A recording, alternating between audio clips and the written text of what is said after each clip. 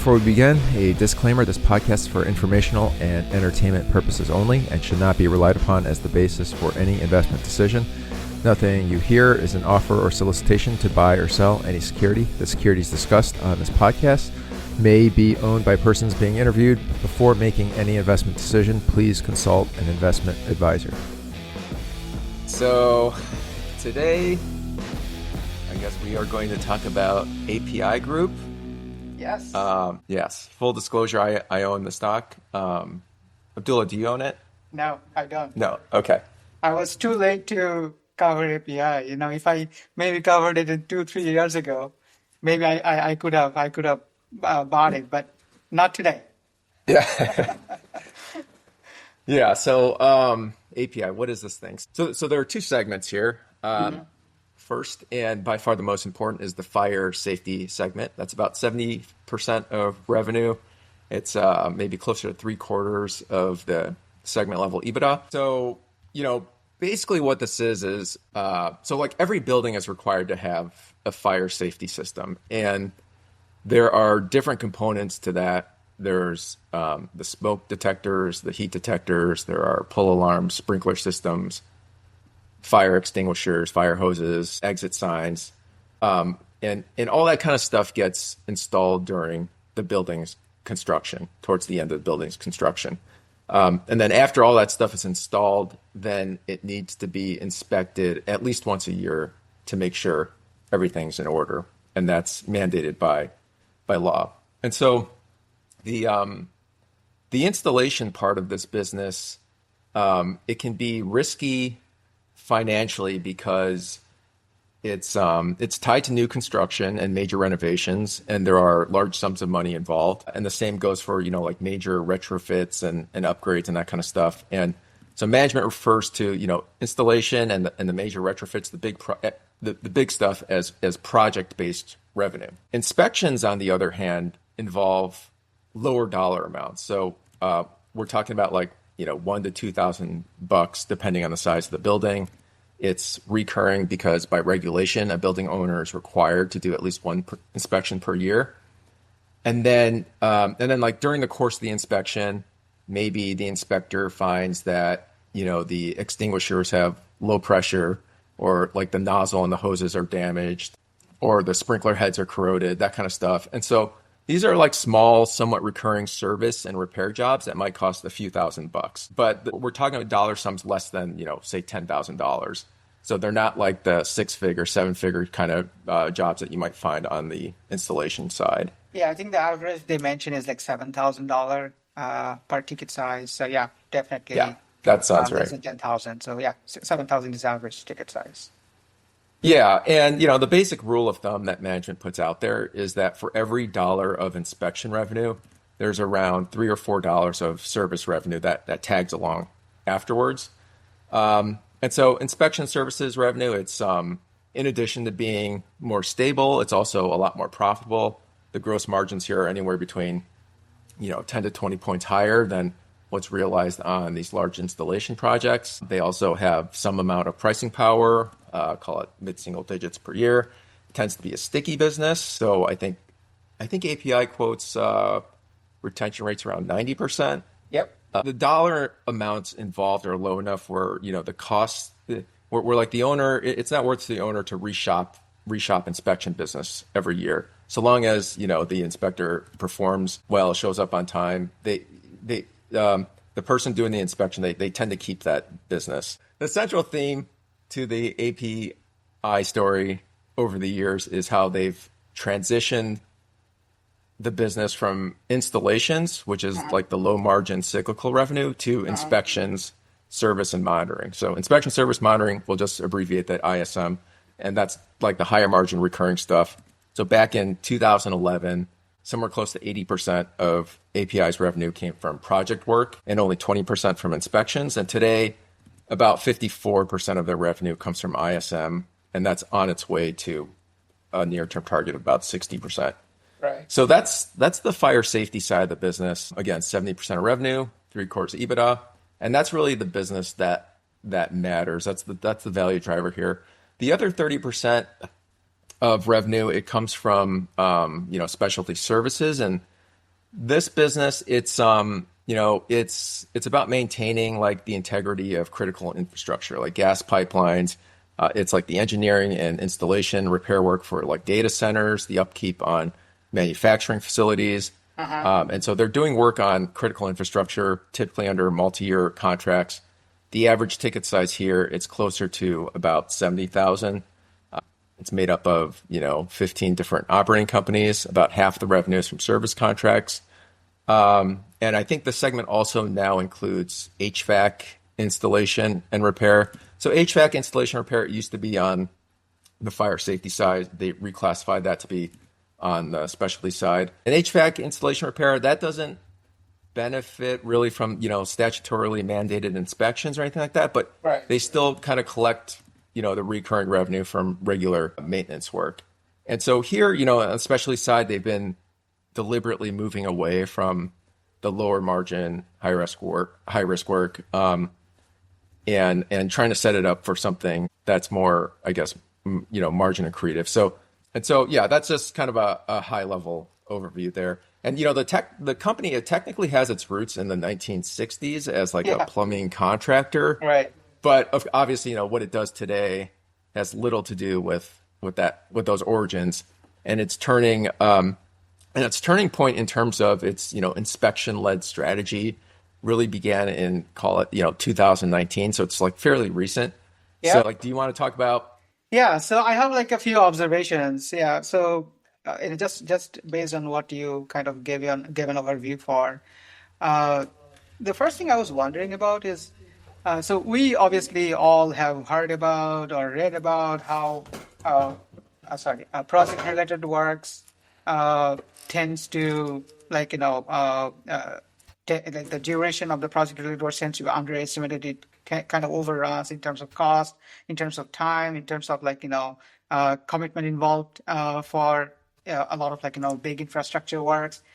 So I was wondering actually, so let's say if you are doing some sort of big project or installation works, some specialty projects for your customers, and let's say the cost of the timeline overruns, like who exactly pays for that? Let's say for some reason, maybe there's obviously half of its employee base is unionized. Let's say there's a strike going on and actually 3 months, 6 months ends up being like 9 months, 12 months. Do they have to kind of pay penalty for that? Like, do you have an idea what exactly happens in these cases? Yeah, I don't know. I'm not sure. My guess is like there are penalties involved. That's my intuition as well. Probably Yeah. speaks to the fact how the specialty services segment or installation or project works are probably not an attractive business from the economics perspective because these things happen when you have these big infrastructure projects like installation works when you have unionized workforces these things can happen and Yeah. obviously these are not super high margin businesses tends to be highly competitive like sort of bidding process and I can imagine that if those sort of unforeseen events happen, the already thin margin can disappear, right? So Yeah. it makes enormous sense that API has decided to focus on this regulatory mandated inspection first sort of strategy. I was a bit surprised how recent that is. Like given the history of the company, how long it's been around. Obviously, as a public company, it's been only a few years, 4 years. But as a company, this company has been around for decades. And the fact that it took them decades, and it's not even the top management actually, it's somewhere in the middle management kind of figured out, like, hey, when we do this sort of inspection first strategy, it tends to lead to $3 to $4 of incremental revenue, and then they kind of Yeah. replicate it in other branches, and as I think it was one of the branch managers maybe or something like that. And as she kind of Yeah. kept replicating it, it eventually found its way to top management. And then they kind of like, hey, maybe she's onto something, and then we can do it probably on a kind of overall company basis. And now just a few years down the line, this has become their sort of key strategy. And Yeah, that's right. actually, There was like one branch manager yeah. who led with inspections, and that took gross margins up from like single digits to like 30% over like 10 years by Did leading they ever that mention change. who And exactly then this branch manager is? Did they explicitly mention? I I'm not sure. Yeah, I Yeah. don't know.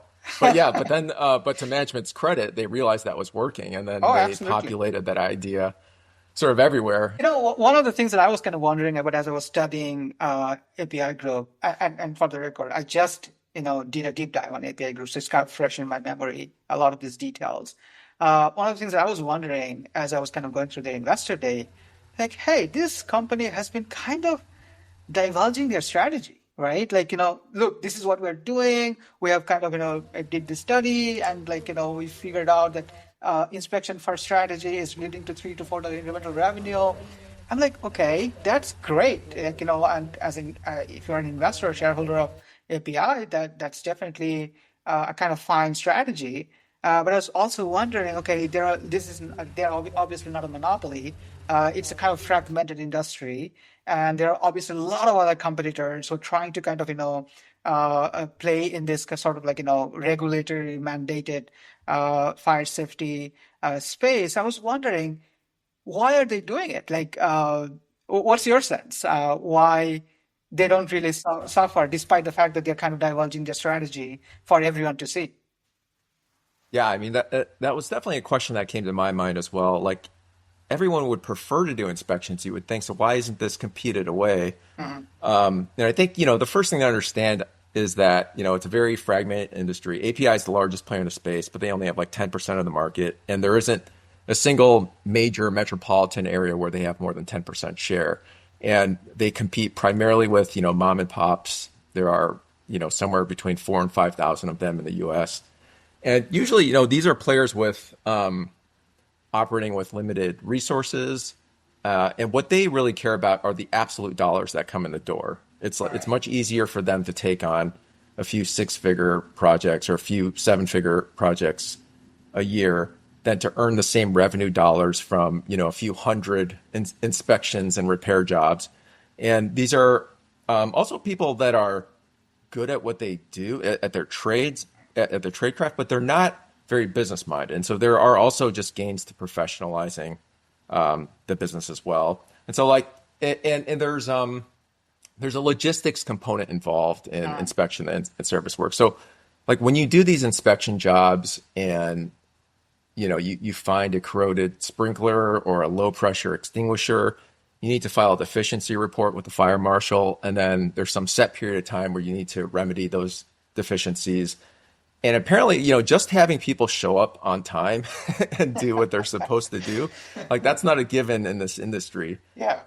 And so it seems like a space where you can differentiate just on quality service. And the logistical component to this is, to do this right, to be there on time in short notice, you need a branch network, you need vans, you need scheduling software, and you need to have like the route density to sort of leverage those costs. So like API, they have people that are just dedicated to inspection sales. And then behind those salespeople, they'll have like a whole team of field reps and administrative staff and, dispatchers. And all these people are handling, the billing, the scheduling, the actual inspections themselves. And so there's that back-end infrastructure that you need, and you need route density in order to scale it.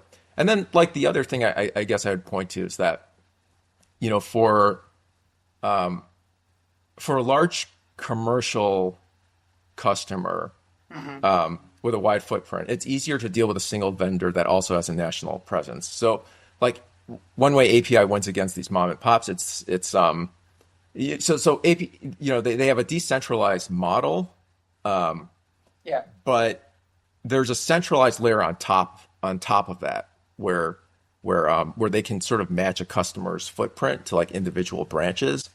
And then, so that's the bread and butter identifiable stuff. But I think, the more important aspect to this, and this is something management talks about all the time, is like, the culture, right? And this is kind of when we get into a bit woo-woo fuzzy territory. Right. I feel like when I was in business school, one of the things that was really drilled into me was that operating excellence is not a moat.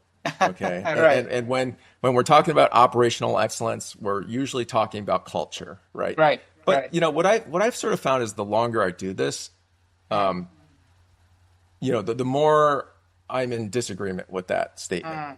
And I can understand why people roll their eyes when they say like, "Ooh, it's culture and operational excellence," because it feels like such a fuzzy thing that Yeah, anyone should be able to easily replicate. right. But like we know in practice this just isn't true. Like there Yeah. really are meaningful and sustainable differences in how seriously different companies treat the job of serving customers. Like Sherwin-Williams is not the same as PPG in that regard.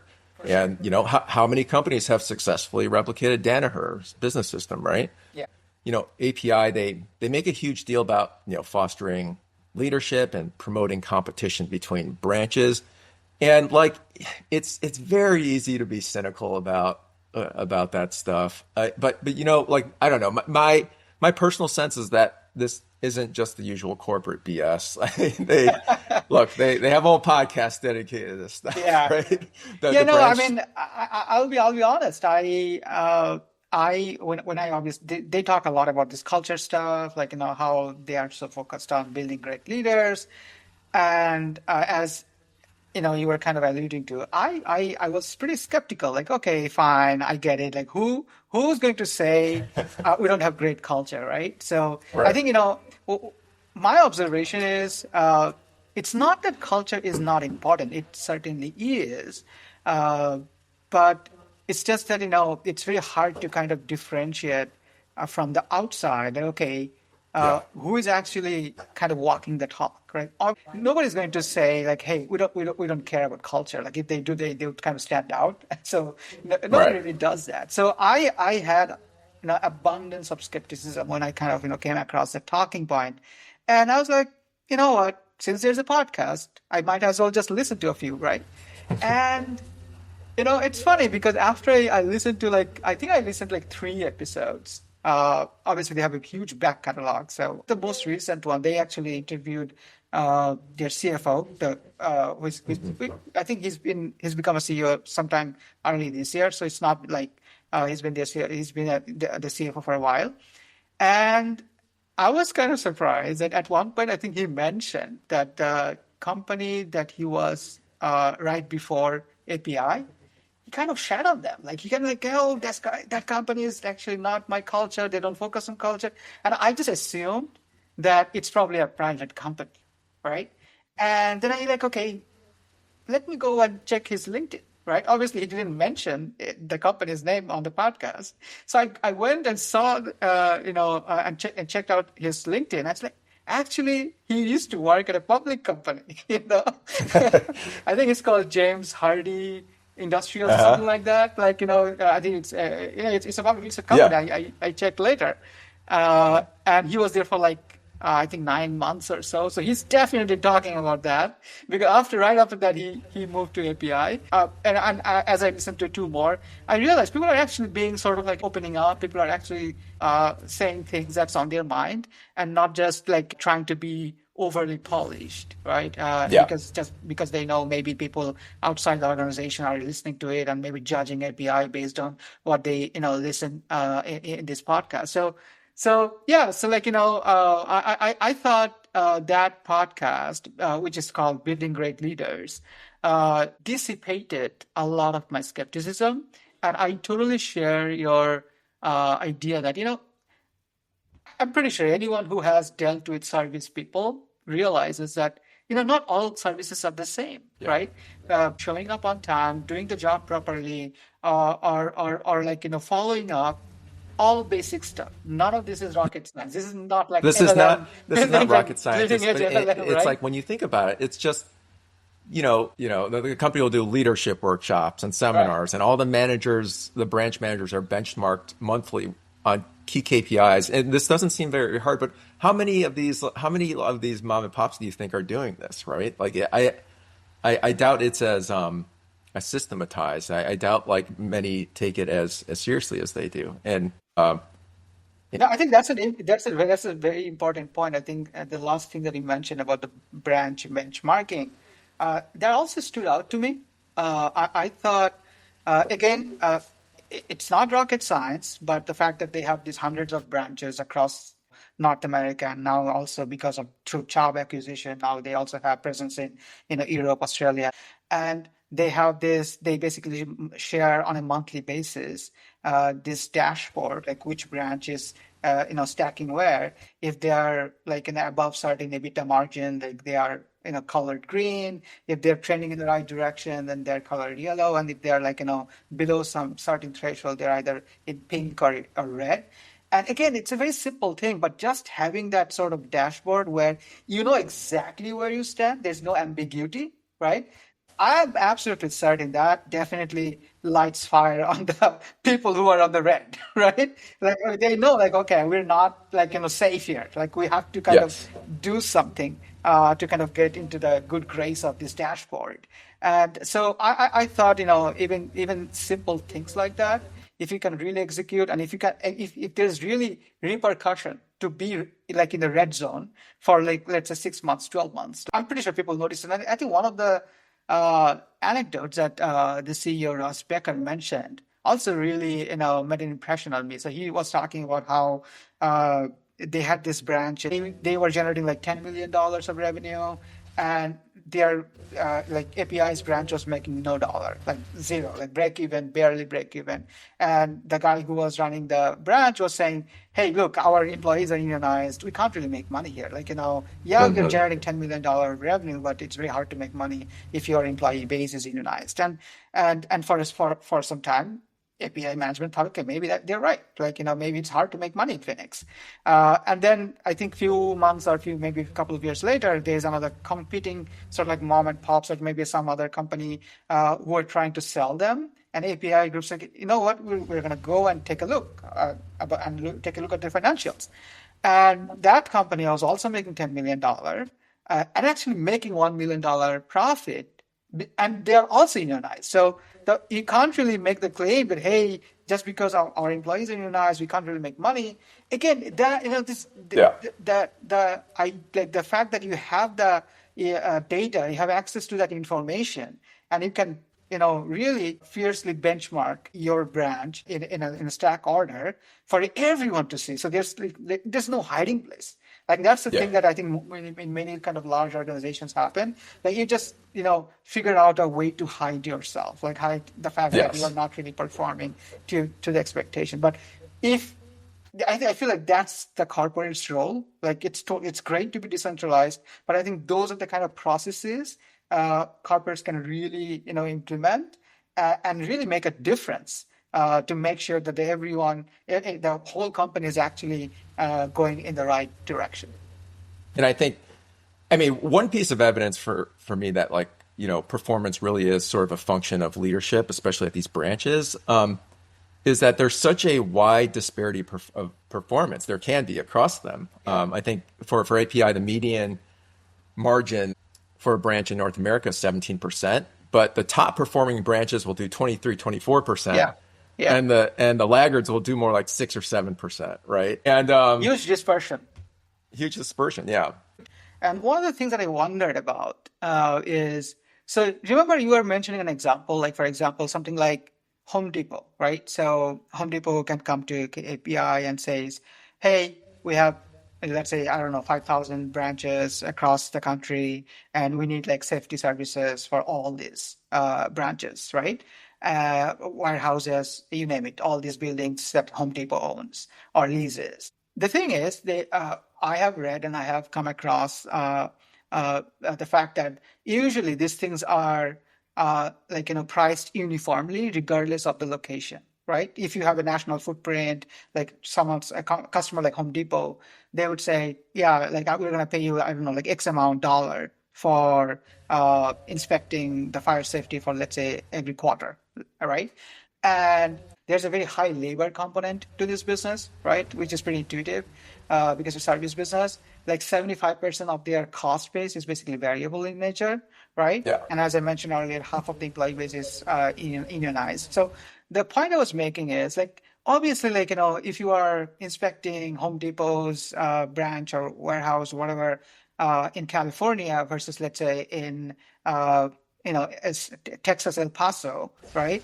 Arizona, like, all these different regions have different sort of labor cost mix, different sort of structure. Some are unionized, some are not unionized. So I was wondering, is dispersion the natural outcome that you would see? I know there's like room for improvement, and obviously, if you look at the number over the last last 5, 6, 7 years, the number is steadily growing upward. So yeah, it is definitely patent that there is room for improvement in terms of margin. But I also was wondering, as I was studying API, that even if we are at the end state in terms of, let's say, overall margin Yeah. expansion, maybe you would still see this sort of dispersion. To some degree, you may, but it's not going to be like single digits versus 23%. Right, right. And I Okay. think even within certain geographies, you'll see that dispersion, Yeah, like within the same geography, which right. tells you like it's not a function of geography alone, right? Like, so within the same territory, you could have one branch doing 20 and another branch doing 10. And the fact that like, overall, the percentage of branches that are doing over 20% has gone up over time, Yep. and the percentage of underperformers has shrunk over time. That sort of tells you that there is an execution component that's sort of Sure. independent of differences in labor costs across different geographies. So I don't doubt that there are probably differences across regions, but I think the governing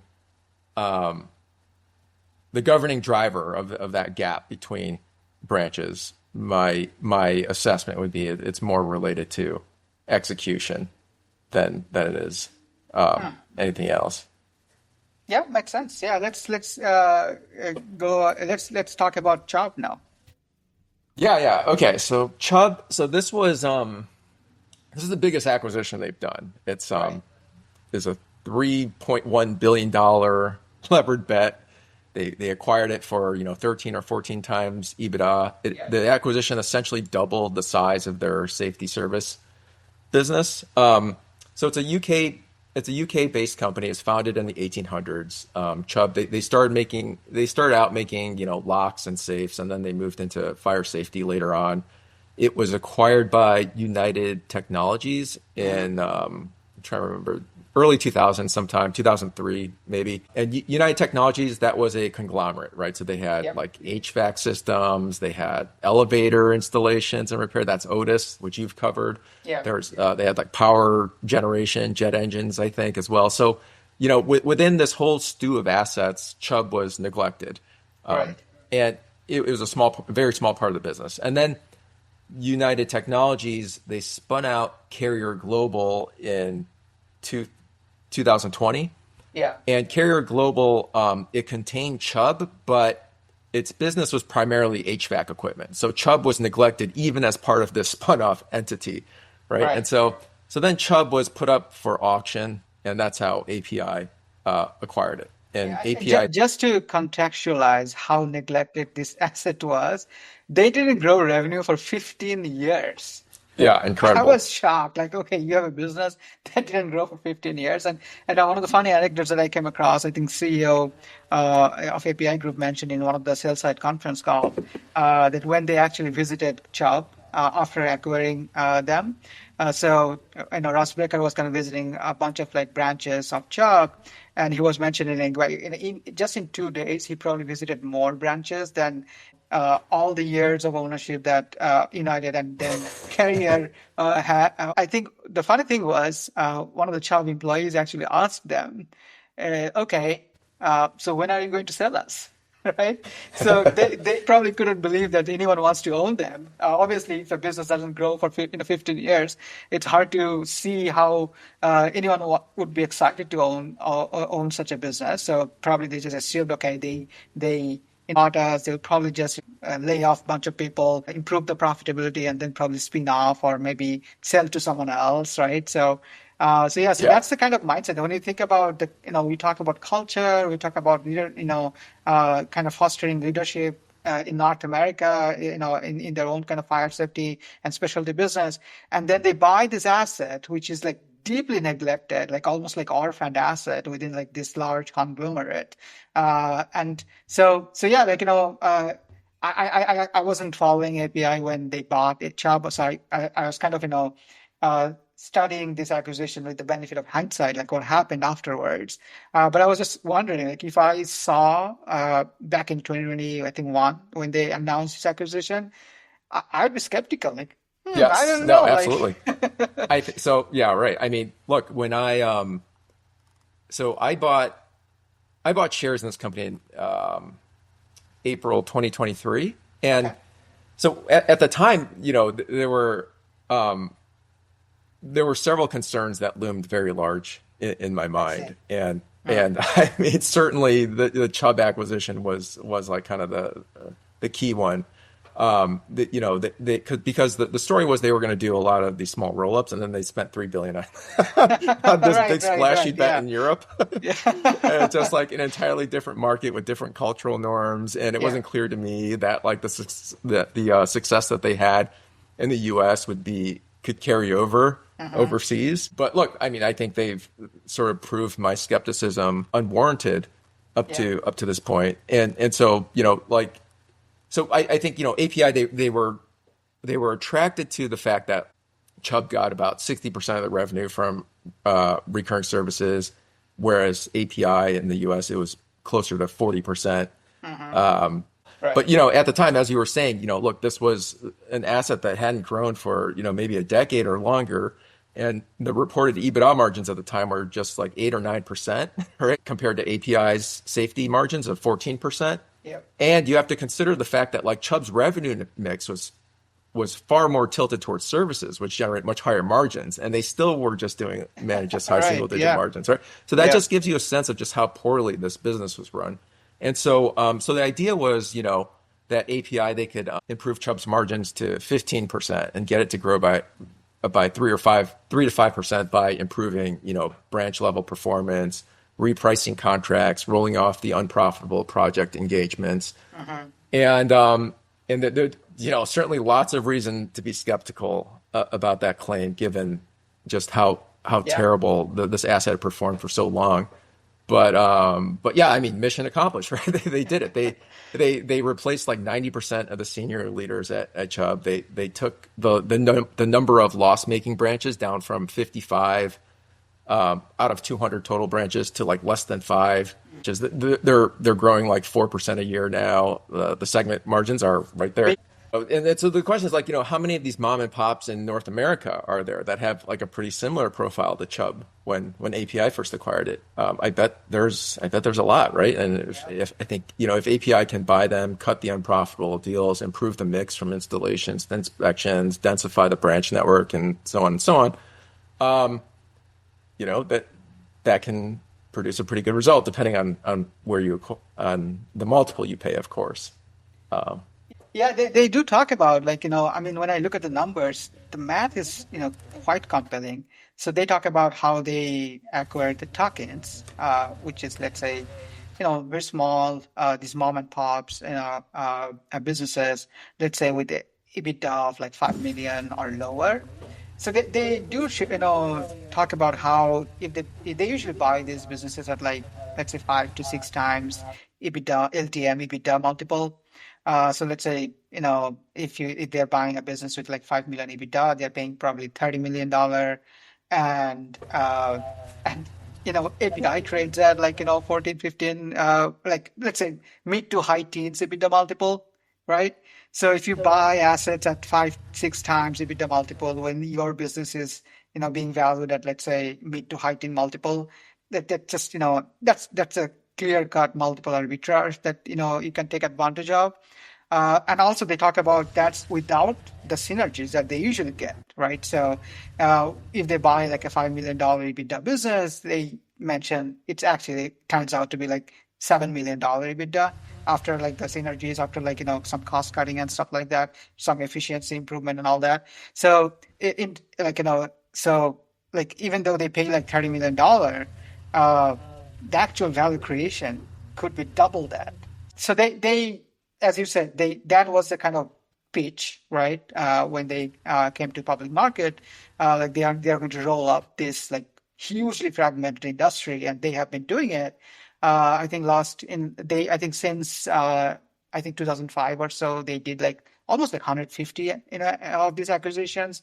Uh, but the cat is out of the bag. A lot of people also know about this, right? A lot of people have seen that this is a recurring sort of like service business that they can take advantage of, and if they can roll up and instill some sort of like efficiency and synergy. So there are a lot of like PE backed consolidators as well out there. I think the two biggest names that kind of come on a recurring basis is Pi Barker and Summit companies. So and when I looked at the number, I was kind of surprised. Like Pi Barker acquired like I think 111 tuck-in acquisitions in the last like 3 years.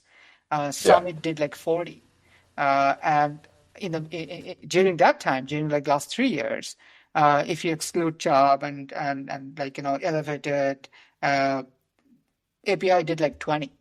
So, Yeah. I don't know exactly so I know, for example, if you go through their press releases, and I basically asked, for Summit companies, I basically asked the LLM to count the number of acquisitions they did, like go by one by one. And I think it was like 40.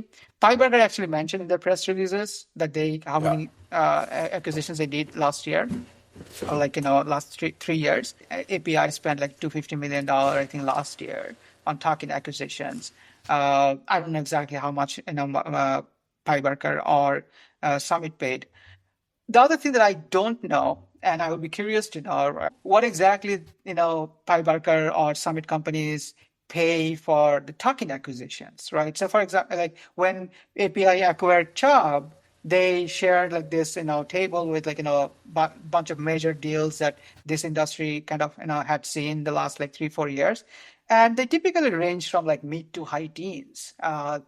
And API was paying for like mid-teens multiple for Chubb, and if you include the synergies and all that, they actually turned out to be like 10 times. So even lower than mid-teens multiple that they actually paid.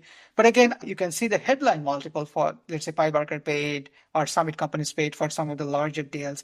But what I don't know, whether they also saw some synergies, and maybe the numbers we are seeing on a reported number that they paid for some of the deals, maybe the effective multiple were actually a lot lower, right?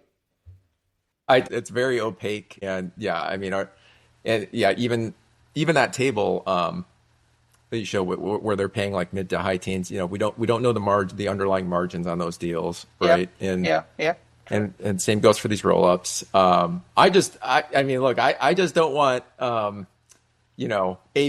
to be the one paying like high teens and full margins, that kind of stuff, right? Right. I just want them to be disciplined, but yeah, it's it's hard to gauge from the outside like how disciplined the private equity is being about this stuff. They are probably also levering it up much more than API. So API has like Yeah, what, one to two, like two times, two and a half. Yeah, net leverage ratio, right? So I'm guessing Pi Barker and Summit have, I don't know, a lot higher leverage than 2 times. So maybe on a levered basis, maybe instead of thinking they can pay higher multiple, they can yeah. outcompete, let's say, someone like API. Uh, so yeah, it's hard to know from the outside. And again, like on the culture point, for example, as we were discussing before, like obviously a lot of people talk about, uh, a lot of sellers want to sell to API because of the culture, because API has better reputation. Uh, Pinebarker doesn't have any podcast, so I don't know exactly how they treat their employees. But when I went to their website, they also mention all the right Yeah, things. we're a forever home, exactly, Right, for your exactly. business. Yeah, yeah, So who knows? exactly. There's ways in which like different kinds of acquirers can add value in different ways. Like it kind of makes me think about like Roper. Roper will buy companies from private equity essentially, right? And so like Right. private equity, they'll take the companies private, and then they can layer on debt and they can cut a whole bunch of costs, and then they'll sell it to somebody like Roper. Roper, what they'll do is they'll focus more on reinvesting in the business and then growing it for the next 20 or 30 years, right? There's different players in this ecosystem that have different time horizons, and the time horizon will dictate the way they extract value. So if you're private equity and you have a 5-year time horizon, your focus is going to be more on financial engineering and cost cutting. If you're Roper and you're operating into perpetuity, your focus is going to be more on growth and creating a durable business. And it's possible that like these private equity players, they're approaching these acquisitions from a different perspective than API. But you know, also I think given the fact that there are so many of these tuck-in acquisitions, I think that's probably a good segue to how API defines their organic growth. So they tend to define organic growth. Obviously, when I hear the word organic growth, what I mean by it's apple to apple comparison, right? On like consecutive years or a year over year basis. But that doesn't seem to be the case. Like, first of all, API does not explicitly mention that they include tuck-in acquisitions in their organic growth calculation. But they do explicitly mention that they excludes the large acquisitions, right? Now, I think it's fair, and my guess is you also came to the same conclusion, that it's fair to infer that they do include the tuck-in acquisitions into their organic growth calculation. And Not entirely. Not entirely. Okay, go ahead. In 2021, here's how API defined organic growth. Change in net revenue provide a consistent basis for year-to-year comparison in net revenue as it excludes the impact of material acquisitions, Right, divestitures, and the impact of changes due to foreign currency translation. Okay, so when I first saw that, I was like, boom, this is a red flag, big red flag here. And I was already like kind of on the fence because the base rates for SPACs working out aren't great. And then like there was this thing where like the founder's share was creating some dilution going forward. And I was like, and then there's like this thing, and I'm like, man, what is this? So I don't know. I had a conversation with the company about this, and man, I was looking for my note. I wish I remember the details here, and I couldn't find my notes on this and what they said. This is more than 2 years ago now, so my memory's a little hazy. But from my recollection, the explanation was like there's something about how like like sometimes they'll acquire a tiny little branch with a few million of revenue or something, and then they'll shut that branch down and then merge the employees with an existing branch. And there can be like tiny things like that happen where it's not easy to tease apart organic growth. But in any case, what they confirmed to me was they're not backing out all the roll-ups, all the tiny acquisitions or they're not including all the tiny acquisitions they do into organic growth. They're not doing that. Like, it's not like percentage point impacts. It's like basis points type of impacts. I kind of get what you were saying. I guess, it definitely would, put my mind at ease a lot more if they just defined it more explicitly, I guess, then. Yeah. Right? So, because I feel like it's a fair inference if you read the way they define organic growth in their SEC filings. I think it's fair to infer that they're including the tuck-in acquisitions, right?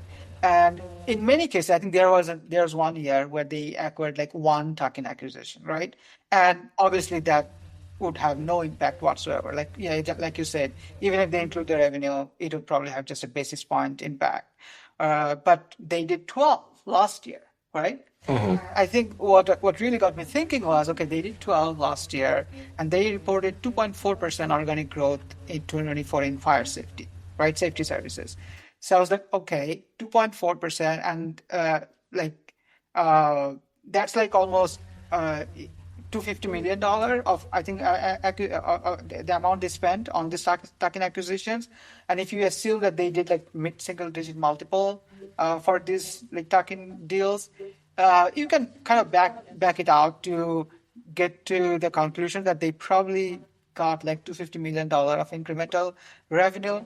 Obviously, it depends if they acquired something in, I don't know, October 1st of 2024. They can't really get to recognize all the revenue. But versus, let's say, if they acquired something on January 1st, they can kind of recognize the whole tuck-in revenue in that particular year. So I was like, okay, if I want to be like super uncharitable to them, right? And Yeah. assume like, okay, they acquired all those 12 companies on January 1st and Right. got this $250 million of incremental organic revenue. And okay, if that's true, then their actually core business declined last year, right? Even Right. though Right. Right. they are reporting 2.4% organic growth. So I feel like the way I kind of came to that conclusion is fair. But obviously, if you're saying actually most of the Yeah, stuff they're no, I not mean, adding what back, then it's I asked different. them pretty clearly, like, are you including all your or are you including all the roll-ups in this organic number? They're like, no, no, like they assured me that was not the case. Okay. They should be more like transparent about how they're calculating this. I think I think it throws up red flags for very understandable Yeah, I for mean, very as you all understandable know, it's reasons. so hard But to evaluate like roll-up strategies, and obviously there are instances, historical, let's say, analogies where roll-ups, completely imploded, and so you obviously want to be careful. Like organic growth is sort of definitely a super important KPI to know whether they're actually creating value or the core business has enduring value, and you're not just paying for this multiple arbitrage because that will eventually run out, right? It's yeah. not it's not going to stay there for 50 years, right? Maybe another 10, 15, 20 years, whatever you call it. But then, the multiple arbitrage will go away and you'll have to live with the core business. Uh, but, even on the point of organic growth, the other thing I was kind of thinking about, so if you see, I think from 2018, between 2018 to 2024, their organic Hmm. growth in safety services compounded at like 5.9% CAGR. And they mention like they have some pricing power, they have like pricing escalation, they can pass the inflation to the customers. Uh, Actually, before I go and make the rest of the point, I have a quick question on this particular point about the escalation. Do you know whether these escalations are like on an annual basis? Like they were talking about how they have this 5-year agreement with their customers and their escalations. Does the escalation kind of come into play on an annual basis, or it renews after 5-year, like the contract expires? Like let's say if you are negotiating with a customer, let's say in 2021 or 2022, when the inflation is kind of high and people are kind of Right. super worried about inflation, and you are saying, how inflation is going on in the U.S. So in our next 5-year contract, let's have like 5% price Uh-huh. increases on an annual basis, right? Uh, what I don't know if it's like a kind of fixed number, 5%, 3%, whatever, or is it more like CPI? Whatever the CPI throws out, that's the kind of pricing escalation. Do you have an idea what it might be? Well, no, I mean, there's the inspection component, but there's also the service component and the repair component, right? Which Right. is like that's more priced on a per job basis, and that will respond to whatever the real time conditions are. Like if they I have see. replaced like a sprinkler pipe or whatever, it's like whatever the steel prices are at that time, they're gonna kind of reflect that. Right. Okay. Makes sense. Yeah, Yeah. the So, organic growth it's tough to tease out because there's so many different components to that. So there's obviously the inspection part, which they say has been growing kind of double digits pretty consistently. right. But then there's also the service component, and they've been like pruning unprofitable project work as well. So there's like there's kind of these puts and takes there. So I'm actually just talking about safety. I'm kind of, ignoring Yeah, almost but this. even within safety, even Oh, within okay. Okay. safety, Okay. yeah, yeah. I'm talking about within safety, there are projects like about half the revenue comes from just project related Right. True. installation work there as well. So it's a mix of different things going I on. see. I see. The point I was making, and I kind of understand what you're saying, but just to kind of finish my thought. So I think what I was wondering was, okay, so they grew the safety services revenue at 5.9% CAGR in the last, let's say, 5 years or so. And if you look at the US inflation over the same period, it was like 3.9% CAGR. So I was like, okay, if they had like 5.9% CAGR and the inflation itself was 3.9%, and let's say they kind of were able to pass that to the customer, so that gives you like 2 to 3% of like, like real growth, let's say. And I was wondering, okay, if what's the industry's growth rate? It's probably not zero, right? It could be probably like maybe 1%, let's say, right? Uh, Real growth. And I was wondering, okay, based on the narrative that the management or the company talks about, and it makes a lot of intuitive sense. They are gaining share from mom and pops, like all that stuff. And I was wondering, shouldn't the organic growth be a little higher than like, what, 2 to 3% on a real basis? But maybe the real answer that, yeah, you were kind of alluding to, because they are pruning a lot of like, let's say, Yeah, project works and all that. So it's very hard to kind of, uh, you know, uh, gauge and gain conviction. Like what exactly is their, let's say, service organic growth that they right, are seeing right. in that like 5, 6 period. Okay, no, that makes Yeah. sense. But their margins, you'll notice, have been improving Went up. pretty Yep. dramatically over that time as well. So that kind of lends credence to the fact that there's just this headwind from the low margin stuff that they're letting roll off as well. You're talking about, API being SPAC and the base rate and all. Maybe it's time to talk about Martin Franklin, or should I call him Oh yeah, Sir, sure. Sir Martin Yeah. Franklin, Yeah. right? Just to give you a brief, I guess, background. So Martin Franklin uh, became more of a famous investor, I would say, through uh, Jarden. What he did with Jarden. So Jarden basically was a spin-off from Ball Corporation in early 2000s. Uh, it wasn't even called Jarden. Like Martin Franklin renamed it as Jarden, and then kind of acquired like a bunch of consumer well-known brands in the US, uh, like Jarden bought and kind of rolled it up. And I think he made it from $300 million to like $15 billion over the course of like 15 years, like almost 50x return. I have this funny anecdote. Is so I remember back in 2018, yes, 2018, I was still at Cornell, doing my MBA, and I actually went for an interview with T. Rao Price for a credit analyst role, and it was my super day. And basically, before the super day, like maybe a week ago, they gave me uh, to look at newer brands, and to basically they gave me the freedom to choose either long or short uh, any bond in their capital structure. So I was studying Newell Brands, and Newell Brands is the one who bought Jarden, and so I was looking at how that deal became a huge headache for Newell Brands. I think Newell bought Jarden in 2015, and I was kind of shocked. So just to give you more context, Newell is down like I think 80% in the last 5 years, and I was short. I pitched a short. I actually went back and looked at my presentation. It wasn't a good presentation. Don't assume I was very bright to be short on Newell, because I was also pitching. So they asked for my another pitch. I think in the interview, and I pitched right eight as a long, which was spectacularly wrong. So yeah, so I was pitching short Newell Brands, and what I found was, so Jarden actually bought like two of their three largest acquisitions in like 2015, right? So they paid like 1.5 or 1.75 billion dollar for two of those acquisitions each, at like high single digit EBITDA multiple, and Mhm. and they just 2 3 months later they just sold it to Newell at like 14 times EBITDA multiple, and Jarden itself was paying like kind of healthy premium, and then Newell just came up and like gave even more Came over the premium, top. right? Yeah. Yeah, premium Uh-huh. square, right?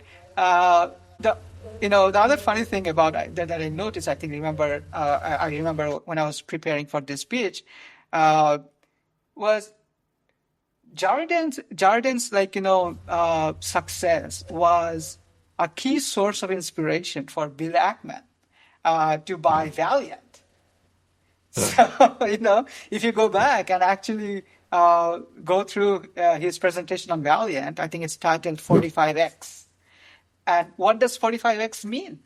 45X actually indicates Jarden's return in the 15 years as a public company. And in fact, when Martin Franklin SPAC'd API, the vehicle was called J2, and J stands for Jarden. So it's like he has very fond memories of Jarden, right? Obviously, I think he made like $500 million just investing in Jarden. So he has a very happy memory, but Jarden's current owners, for them, it's a nightmare, right? So here's an investor or operator, whatever you call him, so who took this investment, like in a business, from $300 million to $15 billion, then kind of was able to sell it at the top, now we know with the benefit of hindsight. And then this, whole company, Newell Brand, is probably worth a lot less than the entire Jarden deal. Like, how do I interpret this? Is that positive for Martin or a negative? Because he was probably just, creating this hodgepodge of different brands that maybe it's not a fault for Newell. Maybe it would be difficult for anyone to kind of manage. Maybe it's inevitable that Jarden would just, fall apart, crumble apart. So anyways, so Martin Franklin has been kind of, doing the SPAC deals for far longer than it has been fashionable. I think the first SPAC deal he did in 2006-07, and he bought GLG Partners in the exact lead up to the global financial crisis. I think by the time it was acquired, like 3 years later, GLG Partners investors lost like 60%. So his first SPAC wasn't really successful. Second SPAC was even worse because he bought like a legacy broadcasting business in Spain.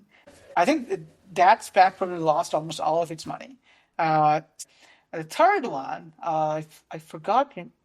I think it's called Justice, and they basically bought Burger King. Then Burger King was bought by, I think, I forgot the name. Now it's basically part of the QSR, right? And it's part of the restaurant brands or something. Yeah. That one was a big hit. I think Bill Ackman was part of it as well. Yeah. So I think that's how Bill probably got to know Martin a lot better, and probably led his downfall to Valiant, right? So, anyways, so that was a great success for them, and now he has like 4 active vehicles, like in the market right now. I think Element Solutions is one, Nomad Foods, Accuren, and API. So these are like 4 companies that he basically, I think, SPAC'd over the course of like last, 5-10 years. Do you know which one he has the biggest investment in? API. Yeah. I think, if I remember correctly, by some distance, like it's like, okay. Yeah. Also, so he owns about 10 or 11% of API, I think, right? It also helps that the stock has 5x'd, right? Yes, right. Yeah, so it has API has almost 5x since the SPAC. So, and I don't think he has sold much. So, his position grew, a lot more over time. And the other 3 or 4 companies that I mentioned, they haven't done that well. Like it's kind of in a mixed bag. I think API is literally the only one that has by far above where, let's say, like benchmark index performed over the course of like last 5 years or so. So it has been a huge success for Martin. So just like Jarden, J2 was also a huge hit for him. Just like typical SPAC stuff, they do have, as you mentioned, so they own 11%, but they do have some, let's say, extra kickers, right? As kind of promoters that they enjoy. So they have 20%. So Martin Franklin's current vehicle is called Mariposa. Capital, which owns the stake in API. And Mariposa basically receives, I think, 20% of year-over-year price increases in the stock price with a high watermark component. So obviously, if the stock price goes down, they're not going to get paid in that vehicle. So there is definitely a dilution possibility here. If the stock price obviously goes up, as it goes up more and more, there's more dilution impact. The good news is this provision expires in 2026, so basically next year. Beyond that, everyone is in the same boat, so no more like this kind of funky stuff that you see in a SPAC, deals. I would say though, compared to Perimeter that I looked at, the month before, this feels more palatable to me. I understand it's not ideal, I would say, but it's okay. I mean, the fact that maybe we wouldn't be able to buy API if Martin Franklin didn't decide to SPAC it, right? Maybe API would have a lot harder time to get any attention from public market investors. So I can digest it. I think what I really hated about, let's say, Perimeter's SPAC promoter deals is they had this fixed advisory agreement that I didn't quite like. Like no matter what happens, like in the stock, they'll still get like 1.5% of shares outstanding or something like that, right? Like why do you deserve to get paid 1.5% dilution every year? And for Perimeter, for example, it actually lasts a lot longer. So I think one of the things that I don't quite enjoy, especially for companies like this, like these are low growth businesses, right? So yeah, if you are sharing, let's say 2, 3, 4% of your let's say return to SPAC promoters, whatever that's left for minority shareholders, it can be paltry in comparison of like other opportunities that's out there in the market, right? So when I was looking at Jardine and how kind of that transpired, I was also wondering, so Martin Franklin has a lot of incentives to do this sort of, let's say, platform acquisitions before 2026, get the stock price up, get those he doesn't want to miss. Like for example, 2025, the stock price has done really well so far. And let's say he probably really wants 2026 to be also up year too, because that's the last year. He can't get it back, right? So I imagine, I would be surprised if we don't see a platform acquisition, like Chubb-esque deal, sometime, let's say next year. I imagine there will be a deal or two sometimes by 2026. Martin Franklin would be very incentivized to keep the stock price high, right? The only question that I have, is it coming at a cost? 'Cause they've done kind of two notable platform deals so far. One being Chubb, the second being Elevated, which is elevator service and repair. It has very similar characteristics to the fire safety side of the business. But I guess, yeah, the way I'm kind of thinking about the stock here is, they're doing about $7 billion of revenue today. They're trying to get to about $10 billion by 2028. Yep. So there's a $3 billion bridge there. $1 billion of that will be through roll-ups, smaller acquisitions. Another $1 billion, they said, is going to come from like a larger platform size deal. And then the rest will come from organic. They're expecting, 16% EBITDA margins, 75% conversion on that. So conversion to free cash flow on that. So that would be about, call it 1.2 billion-ish free cash flow. Market cap today is about 14 billion. So like if they pull all this off, like I can see these work. I guess when when I first bought the stock, here are the concerns that loomed large in my mind. First, I didn't like what they were doing with organic growth, and I was already a bit on guard because this was a SPAC, but I got over that. I talked to them. I didn't love it, but I didn't think it was a deal breaker either, and so I felt comfortable enough with that. The second thing I talked about was just the big acquisition, Chubb and this big acquisition in Europe. For obvious reasons. I felt concerned about whether they can carry the model over to overseas as well. The third and perhaps longer term risk was that it's no secret that, this is a nice recurring inspections and services. That's a nice recurring business. And while the industry is fragmented, it's also consolidating pretty rapidly. There's a lot of private equity activity here. And so you've got these larger players like Pi Barker and Summit Companies. And so that story is still playing out. Like, do deal multiples just get inflated across the space? Will API remain disciplined in the multiples they pay? So far, so good, but like the story hasn't been fully written yet, and so we have to like kind of see how things play out. And so my approach here with investment like this, where there's not really, it's not so much about the moat. I don't think there's a strong moat around this business. Right. It's more about like management and culture. And so my take here is like, I typically start a position with an itchy trigger finger, right? and then I see how things play out, and I'll add to the position if they do the things that they say they're going to do. So as Chubb was playing out, I kind of added to the position there. And so that's kind of what I've done over the years. And so I think this is one I think you've got to play by ear to some degree, because we have this thesis around, great execution and disciplined capital allocation, but it just needs to be, those two things, they need to be monitored over time. It's not something you can like set and forget, I guess. And so that's kind of how I'm approaching this.